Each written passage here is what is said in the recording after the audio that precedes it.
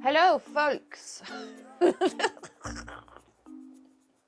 Sorry, I cannot be serious when I'm saying folks. I don't know. If you're new to this channel, my name is Clemence. I talk about fragrance as usual, and today I'm gonna give you an alternative of your favorite popular designer fragrance. What option do you have if you want to level up your game? Have something that smells a bit like that, but it's definitely more qualitative, more intense, more depth, everything. Level up your game.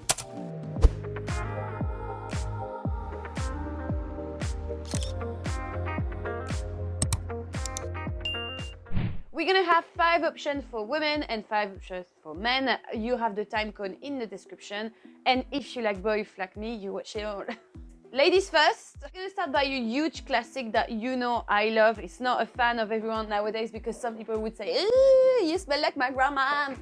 You always compliment me, guys, when I'm wearing number 5, which is quite funny, but I love number 5. I've got all version of it. I did a video if you want to find my voice. What happened to my voice? I'm mutating. You have a video on which version is the best for you that I reviewed, but I love my number 5. I usually like to wear it with something a little bit more casual because it breaks a little bit the vintage aspect. It's definitely not something I would wear with my most elegant outfit because then I would be a little bit outdated.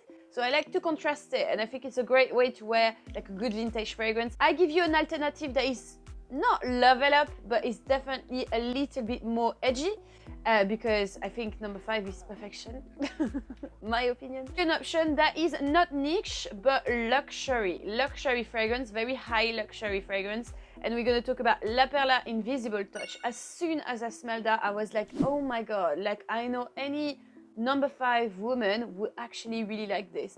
You have this aldehydes cloud that is encapsulating you when you smell it. It's also like kind of like very velvety. There's something very soft or cashmere-like in this fragrance, and just by the spray you know what kind of fragrance you're gonna have. Super elegant, super smooth, super soft. I mean, look at that spray.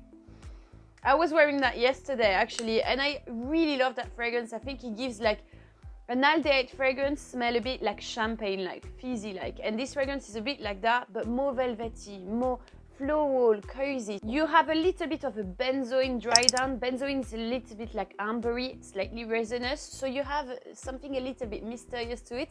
Violet flower as well, so it's not the rose and jasmine of number 5, but violet flower that gives again this velvety touch. It's incredible. It's like a great way to love a good aldehydic fragrance nowadays, and I love that. Next one is Hypnotic Poison. Okay, it's a classic from Dior. Probably like women that are looking for something a bit more sophisticated and that like to smell very sexy. It's also quite loud. It's a super vanilla sweet fragrance with a hint of coconut, plum, etc. We're talking about vanilla in this one, but it does have a very high tone of almond, which I think makes it quite addictive, nearly edible. But you know what I like even more? Rolling in Love by Kilian. I chose this fragrance to level up your game because it has a huge amount of almond. You do have tuberose as well, so it's white flower as well, so that you're gonna recognize. Super smooth, but a bit addictive with that almondish note. Sensual, you're a little bit, but not too sexy, you know, it's not trashy, it's still very elegant in the Dior way. Dior, like I would wear that, for example, on a dinner date. I think it's the kind of fragrance that is a bit sexy, a bit naughty, because of this addictive note, but still very classy, and that is not going to intoxicate the person in front of you. So I think like for a first date, actually, it's amazing. Next one is an obvious one. I had to say this one, I'm sorry. I'm obsessed with Devotion from Dolce & Gabbana. Lemon pie fragrance, panna cotta, a little bit of Busino with rum. It smells really feminine. It's really, really sweet to me overall. So it's a great release and it's ultra powerful. It has been done by Olivier Crest. And literally, if you want to level up again on this one, you have to go to Bake from Accro. Accro is the niche brand of Olivier Crest, so it makes sense. And it does have a fragrance that smells a bit like that. It's a lemon pine and it's called Bake. Literally, it feels a little bit more realistic and less feminine, so I would say it's a kind of a more unisex alternative as well. Those two fragrances are very similar.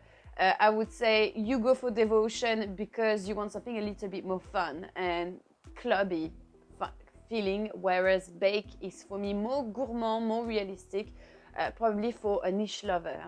Prada Candy. This has to be my favorite caramel fragrance in the designer range for women. I've been obsessed by this fragrance and actually nearly finished the bottle now. I can offer you like a caramel fragrance that is not too much sugary. And it's kind of a caramel fragrance you can wear at all ages, from a young to mature audience as well. I think like it's a great way to wear a caramel and feel classy and not trashy sweet, you see. If you want to level up your game and have something a little bit more edgy and contrasted, more depth, but stay in that atmosphere, I highly recommend you to try Ambre Platine by L'Orga Parfum. The smell definitely more the ambery effects, a little bit more resinous, so it's a little bit more mysterious and sexy. And you're gonna smell the caramel that is very present, more cinnamon as well. So beware if you don't like really those spices, you have to know that it's more on the cinnamon. But you can really smell a caramel note that is not overwhelming. You have a lot of vanilla, almondish note as well. It's really beautiful. More depth, more contrast, more interesting ingredients. And this is definitely in the same type of vibe. It's less sweet though. Huh? This is a little bit more flowery sweet, and this you go to something more realistic, I'd say. And my last one for women has to be Angel Thierry Mugler. I mean, this is the most iconic gourmand ever. There's a little bit of chocolatey gourmand scent. For me, it's a bit of an alien. I think any description doesn't work with Angel. You have to smell it yourself, and probably you smelled it on someone and you were, my gosh, this person smells very strong. If you're a client from Thierry Mugler, you like to smell different from the rest. You like to smell extremely strong and you want something that is going to be different and probably with a lot of thickness, density in the scent. You're not shy, basically. You're that kind of lady, okay? If you're looking for something a little bit different, would be definitely a Gozo Jéroboam. I absolutely love this. It's not the same DNA, but we're talking about alien fragrances. With Angel, you have a bit of cotton candy feeling in there, and this one smells like a Barbie doll.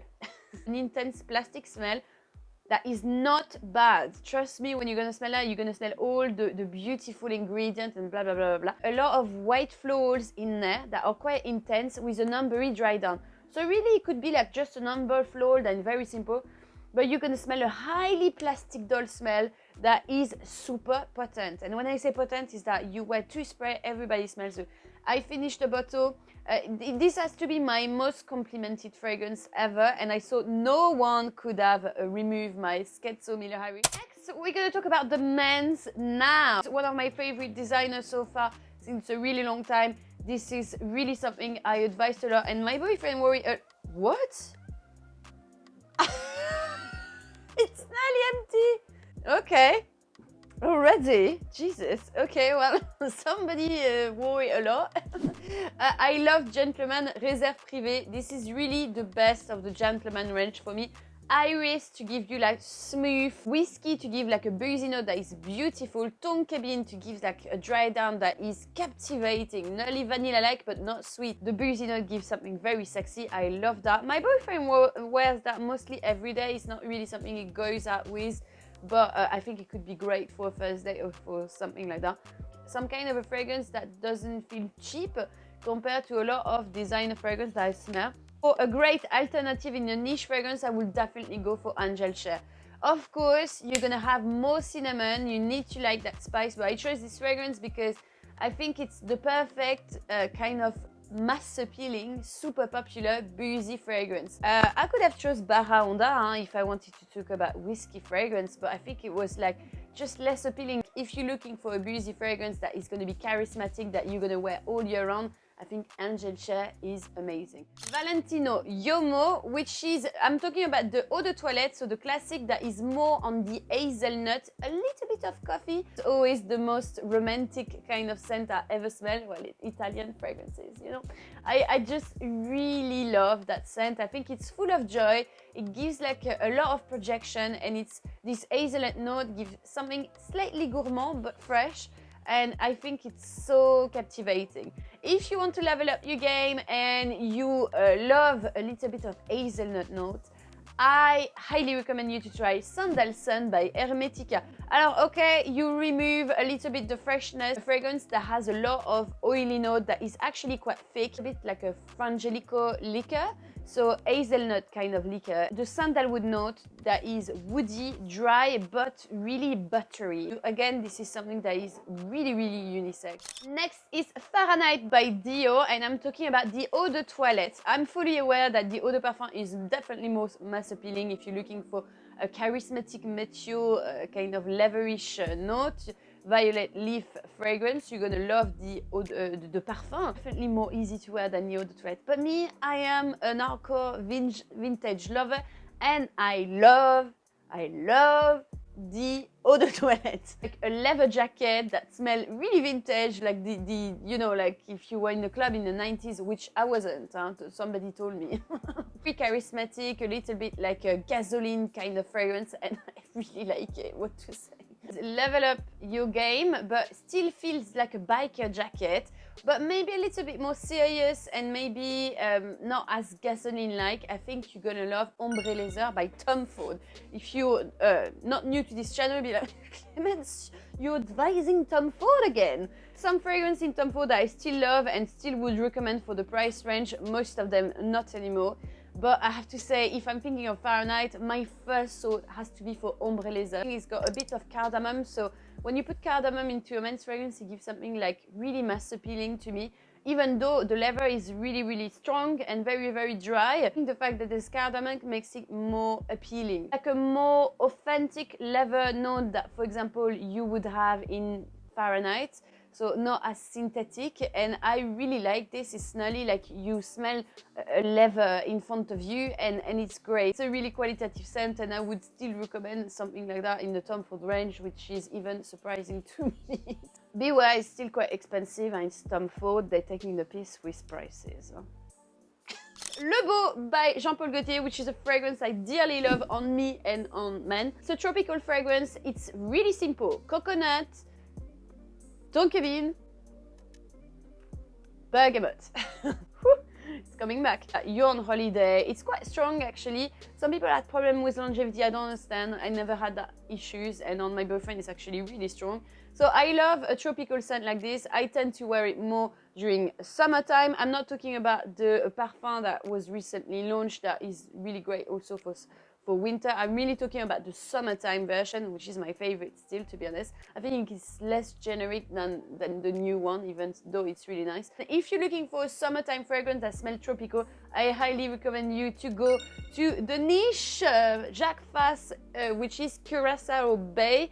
I love this fragrance. I didn't choose it because it has the same color. I don't know. Okay, you remove the coconut, but it still feels coconutty for some reason. More marine, more fresher, because Le Beau, you have a heavy tonka bean smell that smells quite vanilla-like, you know. It's quite sweeter in that scent, which you don't have in here. It's mainly frangipani flower. So it feels more marine, more fresh, but you're definitely into the citrus, tropical fragrances. It's wearable all year long to me, but I really love it in the daytime for a holiday. It's a holiday mood, casual but elegant on a guy. I love that. We're gonna finish by my favorite designer ever that I had to talk on this video for sure, and it's Terre d'Hermès. Terre d'Hermès that we finished bottle quicker than, I don't know. It's crazy actually, like empty and nearly empty. Oh my god, we're gonna have to buy a new Terre d'Hermès. I love this scent since forever. It's a masterpiece by Jean-Claude Helena, and I don't say masterpiece so often, but this is a masterpiece. Orange, you have vetiver that smell a bit like a burnt kind of grass, a little bit earthy tone, and pepper to uplift it. So it's a great scent. I think a bit sporty, but sporty elegant. It's a kind of scent that in France, when the guy wear that, it's very sexy, you know, like it's kind of a spontaneous but sexy. I don't know, me it's my favorite fragrance on a man. If someone smells like that, I smell it straight away. I really love it. I love it. I advised it to all my friends, and all my friends wear it now. Anyway, so if you want to smell a slightly similar DNA and you want to go to the niche category, but you want more depth, something more profound, maybe more meticulous, I highly recommend you to try the new Roja Isola Blue. I'm saying new because it was launched last week. For me, last week, last year, grassy scent that is really earthy, and the citrus that they use is quite orangey to me, so it made me feel of that. There's a little bit of pepperish note as well. It's definitely more with the time, more apple rather than orange. Elegant, I would say, more, and that's where the orange came from the orange blossom, obviously, but it's a flower. But it finished to be a little bit more poetic, I'd say, a little bit more elegant, meticulous, smooth character with the coconut, so not crazy on coconut, it's more lime, apple, those kind of scent, and grassy, earthy at the end. It's very complex, actually. You have a lot of different ingredients that stand out differently on different person. Roja really picks ingredients, make them very luxurious, meticulous. You can smell them one after the other. Even when he does juice like this, that are actually very simple, the composition is very complex. Like, you have so many ingredients, really expensive though. So if you don't have the budget for this, you can still go for that. And to be honest, between me and you, I still prefer my Terre d'Hermès. Enjoyed this video. Tell me if you want me to do more video like that. What was your favorite of this list? I always like to read you, and I want to give a huge thanks to the people that super thanks as well recently. Thank you so much. You're really boosting me, and it really encouraged me, especially at this beginning of the year. I wish you a lovely day, and I will see you very soon. Bye now.